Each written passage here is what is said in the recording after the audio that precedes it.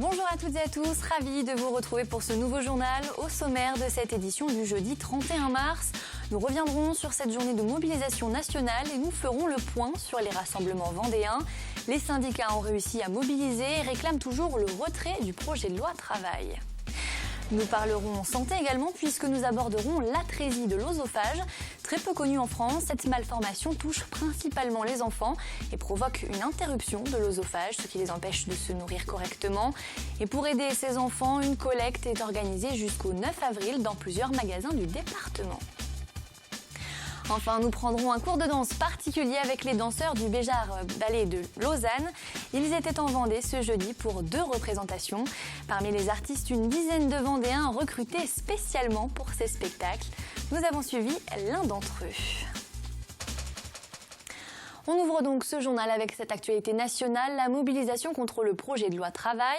Ce jeudi, 266 cortèges étaient prévus dans toute la France. Plusieurs débordements ont éclaté entre les manifestants et les forces de l'ordre, notamment à Rennes et à Nantes dans l'Ouest. En Vendée, pas de heurts, 2 rassemblements étaient organisés, l'un à Fontenay-le-Comte et l'autre à La Roche-sur-Yon. De nombreux syndicalistes étaient présents, ainsi que de nombreux étudiants et lycéens. Le point sur la mobilisation en Vendée avec Samuel Grasset et Sandrine Pelletier. Les syndicats avaient promis que la mobilisation de ce 31 mars serait plus importante. À La Roche-sur-Yon, ils étaient 3 à 4 fois plus nombreux qu'il y a 3 semaines. Entre eux, 1800 et 2000 personnes étaient réunies place Napoléon.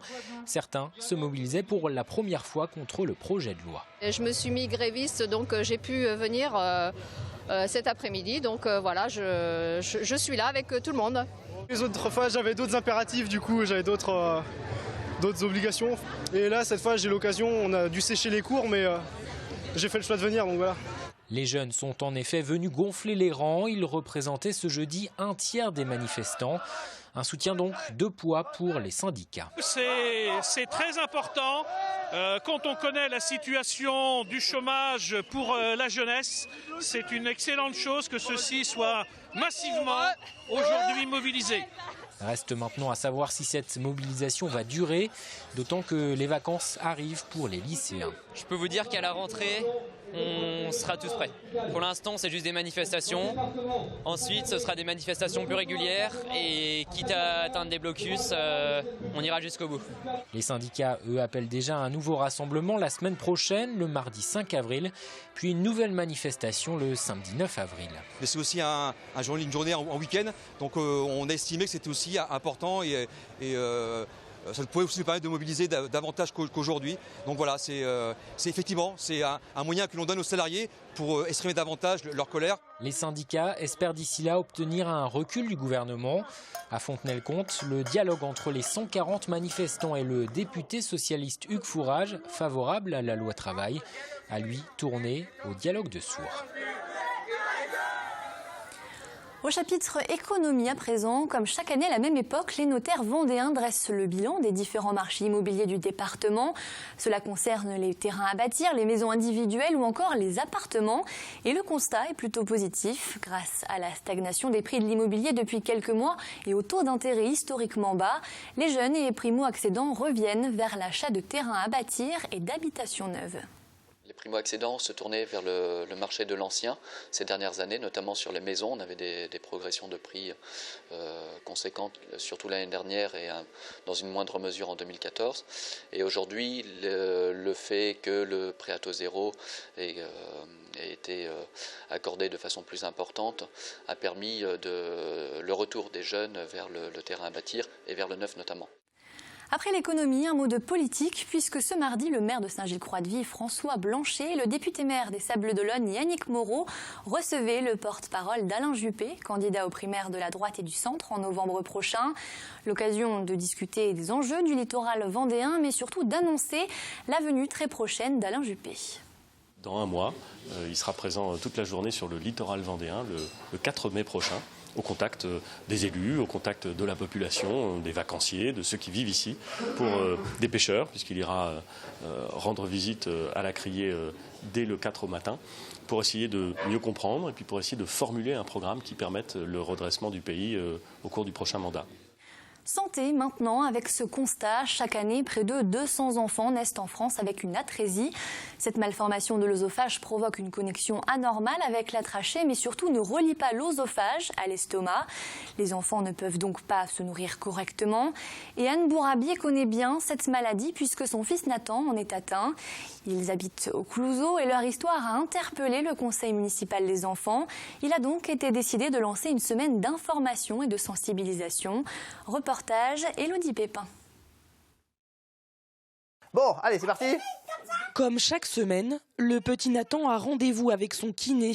Tu gonfles bien et tu souffles longtemps. Durant une demi-heure, il va effectuer des exercices de respiration pour apprendre à gérer son souffle. Encore plus fort. Le problème, c'est que Nathan, il va rapidement s'essouffler. Donc il faut aller chercher le volume de réserve expiratoire et inspiratoire pour qu'il puisse faire des efforts un peu plus importants. Car Nathan revient de loin. À seulement 5 ans et demi, il a déjà subi une dizaine d'interventions chirurgicales lourdes. Le petit garçon est né avec une malformation de l'œsophage appelée atrésie. Et si aujourd'hui son corps a été réparé, Nathan doit tout de même être suivi médicalement. Entre l'orthopédie, entre le respiratoire, entre le digestif pour le chirurgien et le digestif pour le médecin, donc le gastrologue, on a un agenda bien rempli. Puis toutes les prises en charge de stimulation, donc l'orthophonie, la psychomotricité, la psychologie, tout ça, ça fait un gros package. C'est le quotidien. Un quotidien dur, mais aussi fait de petits moments de bonheur. Depuis peu, Nathan n'est plus nourri par une sonde la nuit. Il mange par petites portions pour développer sa croissance. Depuis qu'il est débranché, qu'il n'est pas branché la nuit, c'est des réveils où vous êtes dans la pièce et il arrive à tâtons et il vient vous faire votre câlin. Enfin, c'est rien, mais c'est tout en même temps. De petites victoires qui ont donné du courage à cette maman. Aujourd'hui, elle a rejoint l'Association française de l'atrésie de l'œsophage et participe à une campagne de dons. Dans une dizaine de magasins de La Roche-sur-Yon, elle a installé des tirelires pour faire avancer la recherche. On est au balbutiement, mais peut-être qu'on est en train d'arriver en fait à pouvoir fabriquer un œsophage à partir de cellules souches et pouvoir donc les transposer après sur l'enfant. Donc c'est vraiment ce à quoi va servir ces fonds et aussi tout ce qui est la partie de recherche génétique, comprendre pourquoi nos enfants sont atteints. C'est vraiment un moyen de se libérer nous aussi. Je dis d'avoir un but dans ma vie, enfin ça m'a donné un sens à ma vie. La campagne de dons se termine le 9 avril. En France, l'atrésie de l'œsophage touche un enfant sur 3000 naissances tous les ans. On ouvre une page de sport à présent avec cette annonce. Le trophée des champions de la Ligue nationale de handball aura lieu au Vent d'Espace les 16 et 17 septembre prochains. Après Monaco, la Tunisie et Nantes, la Ligue nationale de hand a choisi la Vendée pour relancer la saison sportive 2016-2017, un département qui compte 9000 licenciés. Pendant 2 jours, les 4 plus importants clubs de handball français se disputeront la coupe. La promesse d'un beau spectacle pour les passionnés. Ce sera le premier événement et première compétition de début de saison, début septembre, 16 et 17 septembre 2016. Y participe le champion de France de l'année passée, d'accord, le champion de France 2015-2016. Et ensuite, y participe le vainqueur de la Coupe de la Ligue, le vainqueur de la Coupe de France. Donc, participation très voulue par les équipes et surtout une participation très combative, je dirais, parce que les clubs veulent vraiment imposer leur suprématie en début de saison. Et ce trophée des champions est très, très disputé. Après le handball, passons à la course à pied puisque ce week-end se tiendra la 13e édition de la bicentenaire. Pour les amateurs de course et de randonnée, c'est l'un des premiers rendez-vous du printemps. Une balade à découvrir, pourquoi pas en famille, puisque plusieurs parcours sont proposés. 5 randonnées de 3 à 20 km et plusieurs courses pour les enfants et les adultes. Tout se passera dans le centre-ville de La Roche-sur-Yon et le public est attendu en nombre ce dimanche. Aujourd'hui, entre la course et la marche, on n'est pas loin des 9000. On a un objectif, c'est pour les 15 ans d'arriver aux 10 000 participants. Maintenant, il faut qu'on soit vigilant puisqu'il y a des jauges à respecter et faire en sorte que cette course reste, je dirais, accessible et faire en sorte que les gens qui viennent prennent vraiment du plaisir et ne se disent pas, bon voilà, il y a trop de monde, donc on ne veut pas y aller. Et vraiment, voilà, l'objectif, c'est de faire cette course en famille. Et au dernier pointage, plus de 8000 personnes se sont déjà inscrites pour les différents parcours. On referme cette page de sport avec l'agenda football de ce vendredi. Le club de Luçon reçoit à domicile les joueurs d'Amiens. Rendez-vous donc à 20h au stade Jean de Mouzon. Et en ce qui concerne les Herbiers, actuellement 12e au classement provisoire, ils se déplacent pour rencontrer Sedan. On passe à la culture avec ces quelques images du spectacle du Béjart Ballet Lausanne qui se produisait ce jeudi au Vent d'Espace. Une représentation a été réservée cet après-midi à quelques 2500 élèves des écoles du département. Ils ont ainsi pu découvrir les danseurs professionnels de la compagnie mondialement reconnue.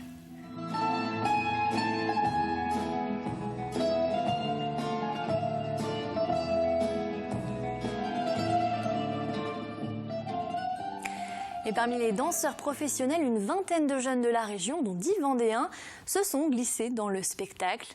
Ils ont été recrutés et sélectionnés par le conseil départemental spécialement pour les 2 représentations de ce jeudi. Parmi eux, Mathéus Tesson, à 21 ans, ce passionné est tombé très jeune sous le charme de cette discipline artistique. Cette expérience avec le Béjart Ballet Lausanne est comme un rêve pour lui qui se réalise. Grégoire de Châtillon l'a rencontré. Pendant que les danseurs du Béjart Ballet Lausanne répètent, d'autres danseurs attendent leur tour avant de monter sur scène. Parmi eux, Mathéus, un jeune danseur vendéen de 21 ans ici à gauche. Il fait partie de ces 22 garçons de la région à avoir été recrutés comme figurants pour le Boléro de Ravel. Les garçons, vous pouvez prendre vos places s'il vous plaît. Avant de faire les premières répétitions, je ne savais pas trop à quoi m'attendre. Mais donc la première répétition passée, et là je me rends compte que c'est vraiment, vraiment impressionnant. Quand on voit les danseurs devant nous en train de faire les pas de danse, de la chorégraphie, on est juste bluffé en fait. Là on est avec les grands et donc du coup c'est différent de lorsqu'on est en formation professionnelle.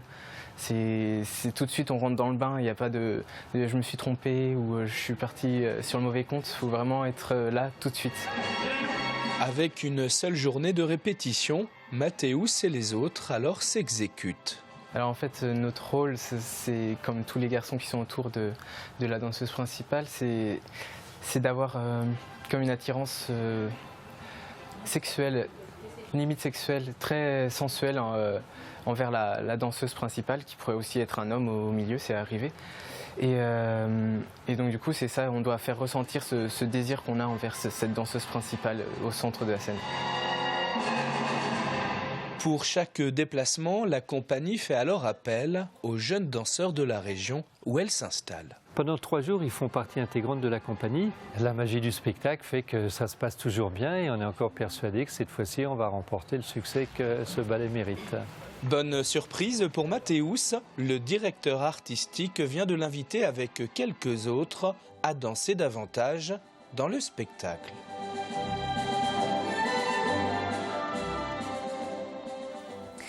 On continue notre série de la semaine sur les métiers d'art. Après le forgeron et spécialiste des couteaux ou encore l'accordeur de piano, partons à présent à la rencontre de Paolo Davidovic.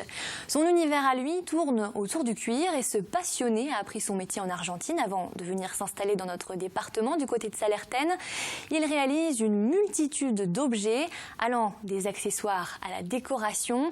Tout est fait à la main avec beaucoup de patience et de minutie et surtout en respectant la matière première puisqu'aucun produit chimique n'est utilisé.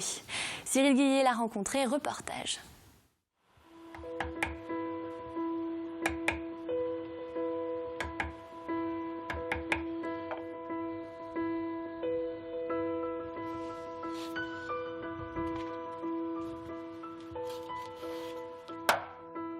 Je travaille le cuir avec tannage végétal principalement. C'est du cuir de vache, chèvre ou mouton.